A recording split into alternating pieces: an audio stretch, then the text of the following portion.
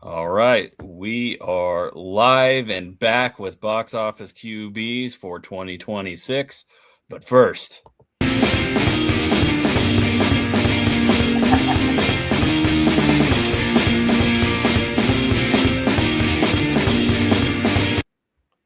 Shout out to my boy Chris for making that original theme song for Box Office Quarterbacks. yeah, I just got to remember to play it every time, but I love that song.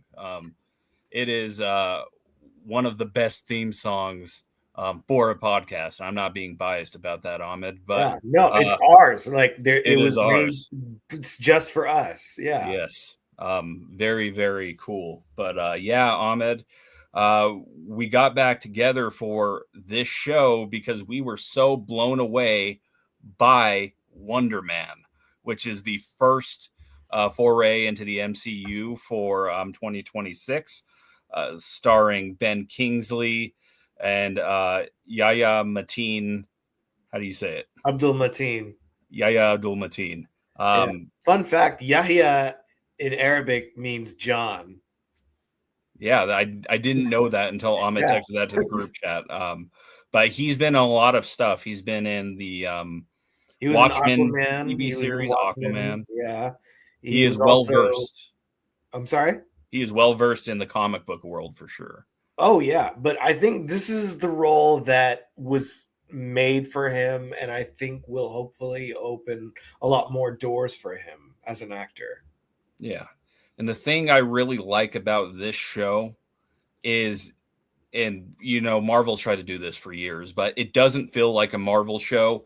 And for the first time, this is really true this time. It really doesn't feel like a Marvel show. I think I said it kind of reminded me of Entourage and Atlanta kind of mixed together. Just it's like this guy's trying to make it in Hollywood, and there's all these like kind of side episodes like the Doorman episode. It's so Yeah, well done and just so kind of out there that it's really something that Marvel's never done before. it's very meta. Like, I mean, it's obviously meta, but it just it really takes you into the mindset of everyone in the writers' room. I mean, the fact that the director just so of this movie is like battling superhero fatigue, so he needs to kind of like make this amazing film.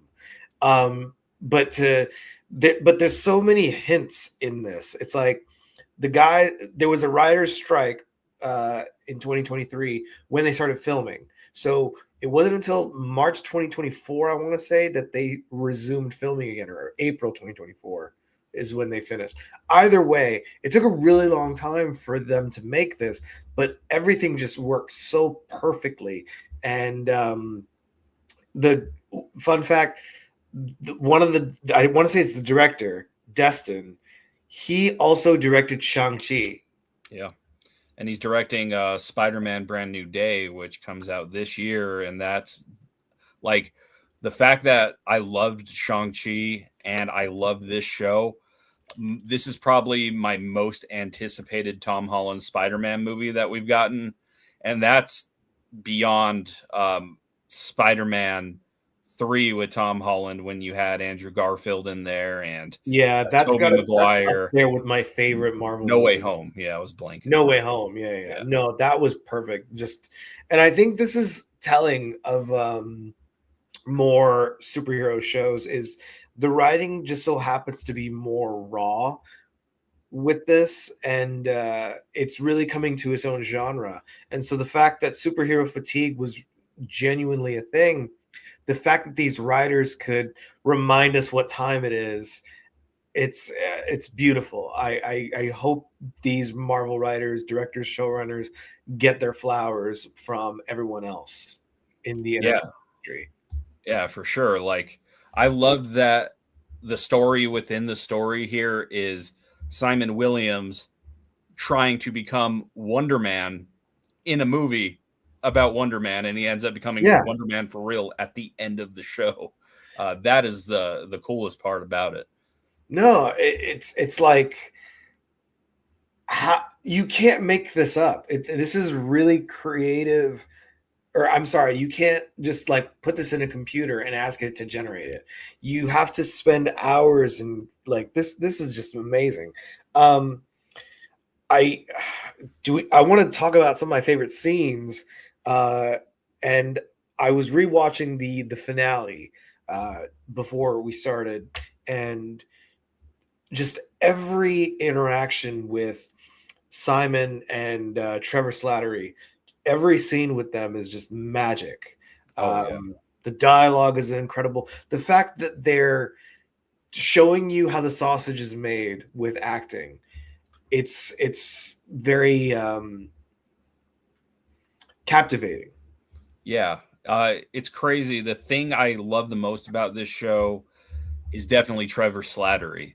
This is a character who debuted in Iron Man 3, famously was the fake Mandarin, like a twist that not a lot of people were on board with, like right when it came out. And I really didn't like that twist either. He showed up in Shang-Chi. He was a little bit better, but man, this show added so many different layers to really one of the characters that started out just with a really dumb story in the MCU. So He that was the shows, Jar Jar Binks of the Marvel Cinematic Universe. yes.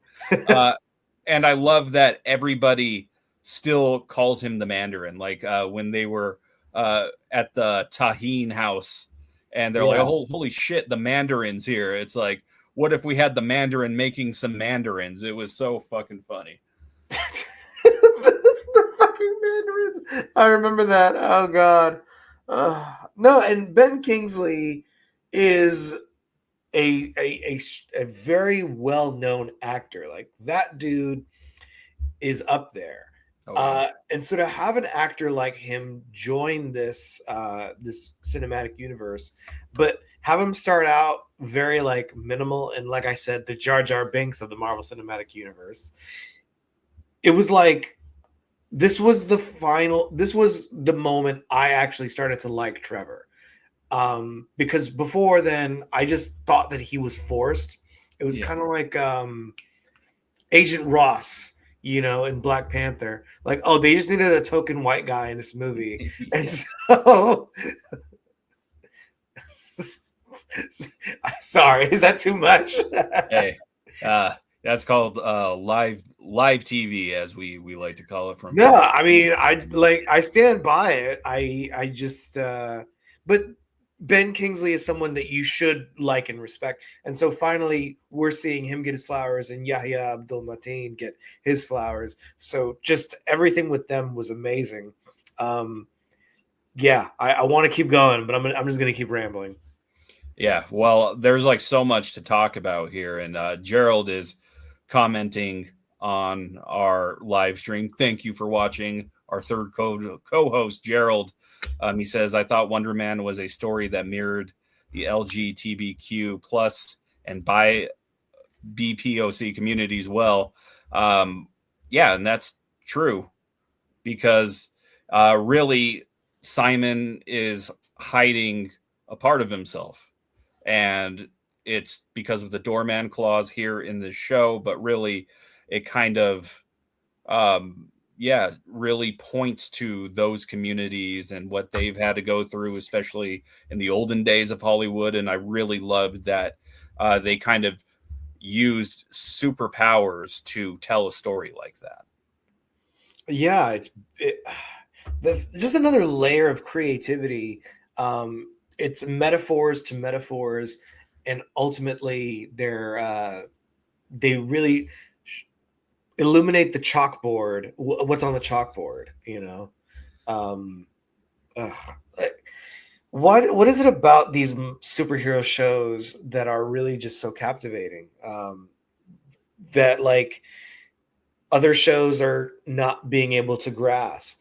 Like we've talked about the Penguin, we've talked about some other superhero shows that I can't Peacemaker, Yeah. and it's like I joked saying, "Oh, are these guys reading James, seeing all the flowers that James Gunn is getting?" And they're like, "We got to get our shit together, guys." Yeah. Like, I wonder if there's some truth to that. There is one scene here that even kind of reminded me of The Boys, which Mm. was Simon and Trevor when they're auditioning at the director's house, and you don't know it's a dream sequence or a fantasy first, and he Oh punches a yeah. hole in that guy's head. I was like, what the hell just happened? I was like, holy shit, Marvel. And despite it being a dream sequence, I was like, man, they can really push the envelope when they want to. Yeah, and I'm glad they are. When Guardians of the Galaxy became the first movie to like, be rated R just because they said fuck, I was like, oh, okay. And everybody was thinking it was such a big deal. And then you see it and you're like, that's it? What the fuck was that for? Like, Yeah. we really needed, that's it? I'm not offended. I have a kid, who's with me or something like that. Are you offended? I don't know. This is why I don't have kids, guys. Yeah, yeah, me either. But like, Daredevil Born Again season 1 kind of pushed it. Like, especially that last episode when the Kingpin like rips that guy's head off. I was like, oh my god, Yeah. what? I was like, that was like way out of left field. But here it works in the context of the story. But I will have to say that Simon's character impressed me so much, and even his like family and their background really impressed me too. They're Haitian immigrants, and they came to Mhm. America, and they really layer that story in there. And I want to see more of all of them. I want to see Yeah. Simon, his brother, and his brother is a villain in the comics too. So No that's a shit. yeah, that's something that could come back as well. So I really think that Simon Williams could be one of the strongest characters in the MCU. I'd like to see how they set him up, but to that, I will also add, I want to see Kumail Nanjiani and Yahya Abdul Mateen together as Kingo from Celestials Yeah. and Simon Williams, because Kingo is supposed to be this big Bollywood star. Oh man, yeah, you're right. So That it's would be like, awesome. Yeah. right. And so it's like, oh, like they're both kind of sizing each other up. Because if I'm not mistaken, Kumail's Kingo is supposed to be stronger than what's his name? Stark from Oh, from Game Richard of Thrones. Madden, what's his name? Icarus was his Icarus, name. yes. Yeah. Yeah. I was He like, was man, I supposed to haven't be seen that stronger. movie in a while. We we saw it once. That was enough. I'm sorry. It had so much potential. But Kumail's character, like, he never got the flowers that he deserved. So I would love to see him make an appearance in like season 2 of Wonder Man. Just because I think it could work, Just they did my boy wrong in the Celestials. They made him look like a cuck. Yeah. And he was the best part of that movie. For Yeah. sure. Like, I don't really care about any of those other characters. I only care about seeing Kingo back. So if Well, you are going to bring one back, and they talk about like what is it, marketing for the movie. They were like, oh yeah, we did a lot of marketing. Kumail was the fucking marketing. Okay, that's who was doing the majority of the marketing. I wouldn't have watched the movie if it wasn't for him. I did not like Angelina Jolie's character. I hated the story altogether, and it just, yes, I hope they just bring him back. Fuck them all. yeah. And Kang, Kit Kang Harington was is the supposed to Black destroy Knight. them You can all. bring him back too. But yeah. Uh, But I'm most excited. Is he supposed to be in Doomsday? That's what I was going to bring up next. Like, where do you want to see Simon pop up? Do you want him to do like a season 2 of Wonder Man, or do you want him to join the Avengers? Because in the comics, he is a West Coast Avenger. So that's where we could see him. I'd like to see him like in the movies as well, but I do want to have more of a Marvel spotlight, pun intended, on his character. I think the writing that they had was so incredible, and something rare. Like, it almost kind of reminded me of like some of the thoughtful writing you'll see in shows like Shrinking or Ted Lasso. Oh, for sure. Yeah. And it's like it was, oh, even Hacks had really thoughtful writing about comedy, and so this reminded me a lot of Hacks in that way. Yeah, I definitely can see that too, because it's like an older entertainer and like a young up and comer. And that's a great analogy. The thing that I think is underrated here though is the comedy of this show. Mm. Like the opening episode when Simon is on the set of American Horror Story and he is just changing the script and adding to his character. That is something that you would see on like an HBO comedy. It was so funny. I love that whole thing. Yeah, it went, and they let it go on for so long that the audience is like, dude, are you sure? Like you start getting involved, and just like you said, HBO. I forgot that I was watching a Marvel show, and so it wasn't until the very end when they said he's very dangerous, and I was like, oh, what the fuck is going on? And it kept me going. When was the last time we wanted to binge a show? Right? And yeah, this was another difference on this show is they've done this with Echo before where they released it all in one big chunk. And they did that with this show too. And a lot of people thought that Marvel didn't believe in the show, and that's why they dropped it all on Disney Plus at once, which may be true. I don't think so because this is so critically acclaimed. I think this was a better binge show than it would have been a week to week release. So in this instance, I do like that we got it all at once. And I love the timeliness of it all though. Like I think they thought it was going to be superhero fatigue, so they were like, we got to really bring people back onto our side. So it was a risk that they were going to take. But I mean, what isn't a risk in the Marvel universe? I mean, Iron Man 2008. We're talking almost 20 years now. That was a huge risk, but it opened up so many opportunities for more projects because they believed in it. And so I think whenever it was the end of the last episode of Wonder Man, where it's the director and Simon talking together about the idea of a sequel. Like, I don't know how we're going to top this, but maybe we should talk about like this. But I think there were so many hints that they were believing in it. So they were like, this is an Oscar winning director who's doing this project. And, you know, Yeah, it was great. The director guy, the actor in this movie was the same guy in Superman this summer. It was the one.